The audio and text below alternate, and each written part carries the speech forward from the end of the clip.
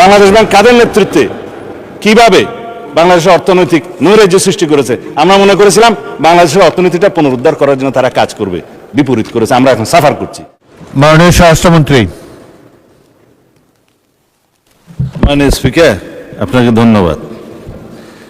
এখন কিসের মধ্যে কি পান্থাবাতে গিয়ে যাই হোক, মাননীয় স্পিকার, আমাদের উত্থাপন করার বিষয়টা হচ্ছে জুলাই গণ অভ্যুত্থানে অংশগ্রহণকারীদের সুরক্ষা দেওয়ার জন্য, সাংবিধানিক এবং আইনি সুরক্ষা দেওয়ার জন্য। সেটা জাতীয় দাবিতে পরিণত হয়েছে, জুলাই যোদ্ধাদের দাবি ছিল। তার প্রেক্ষিতে জুলাই জাতীয় সনদ স্বাক্ষরিত হয়েছে, তার মধ্যে অঙ্গীকারনামার একটা দফা ছিল এবং সেই দফাটা পরবর্তীকালে যেদিন সই করব সেদিনও একটা আন্দোলনের প্রেক্ষিতে আমরা অনুরোধ করে কমিশনকে অ্যামেন্ডমেন্ট আনিয়েছিলাম তাদের দাবির প্রেক্ষিতে। তার মানে যারা জুলাই গণ অভ্যুত্থানে, ছাত্র গণ অভ্যুত্থানে অংশগ্রহণ করেছিলেন তাদের উপরে তো হানাদার বাহিনীর মতো গণহত্যাকারী আওয়ামী লীগ এবং তাদের সন্ত্রাসী গোষ্ঠী এবং পেটোয়া বাহিনী নিপীড়ন চালিয়েছে, অত্যাচার চালিয়েছে, গণহত্যা চালিয়েছে। জনতার প্রতিরোধের মুখে তাদের মধ্যেও কেউ কেউ প্রাণ হারিয়েছে, এটা যুদ্ধের ময়দানে ফয়সালা হয়ে গেছে, আমরা বলেছি।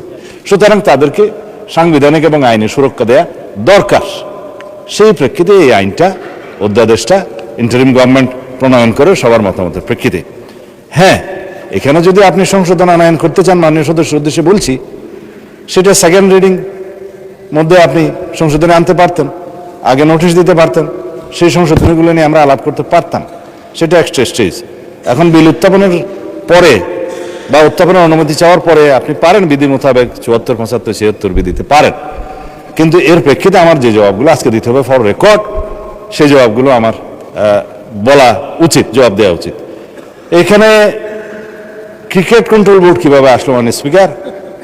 বাংলাদেশ ক্রিকেট কন্ট্রোল বোর্ডের ইন্টারিম গভর্নমেন্টের সময় তৎকালীন ক্রীড়া উপদেষ্টা ক্ষমতার প্রয়োগ করে সারা বাংলাদেশের জেলা কমিটিগুলোকে প্রভাবিত করে সেভাবে নিয়ে আসে।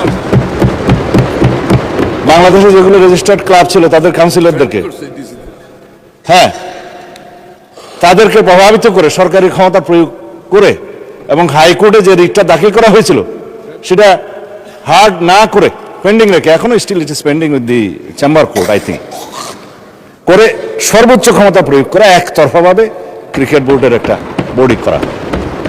তার প্রেক্ষিতে বর্তমান গণতান্ত্রিক সরকার মাননীয় ক্রীড়ামন্ত্রীর নেতৃত্বে তিনি একটা ইনকোয়ারি বোর্ড করে দিলেন কি কি অনিয়ম হয়েছে না হয়েছে ফাইন্ড আউট করার জন্য।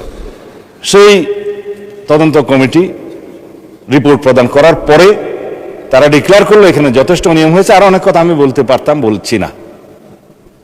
তারপরে সেটা ডিজলভ হয়েছে, ডিজলভ হওয়ার পরে একটা ক্রিকেট কন্ট্রোল বোর্ড হয়েছে, আহ্বায়ক কমিটি হয়েছে, অ্যাডক কমিটি। কাকে দিয়ে হয়েছে? এই দেশের কৃতি ক্রিকেটার, বাংলাদেশে সবচেয়ে পরিচিত, সারা বিশ্বে পরিচিত তামিম ইকবালকে দিয়ে। মানে স্পিকার, আমি জানি আপনার সময় নষ্ট করছি, কিন্তু ফর রেকর্ড আপনি জুলাই অভ্যুত্থান সুরক্ষা এটার উপর ক্রিকেট কন্ট্রোল বোর্ডের, ক্রিকেট বোর্ডের অ্যাডক কমিটিটা করা হয়েছে। আমরা এখানে কোনো বাপের দোয়া মায়ের দোয়া করি না।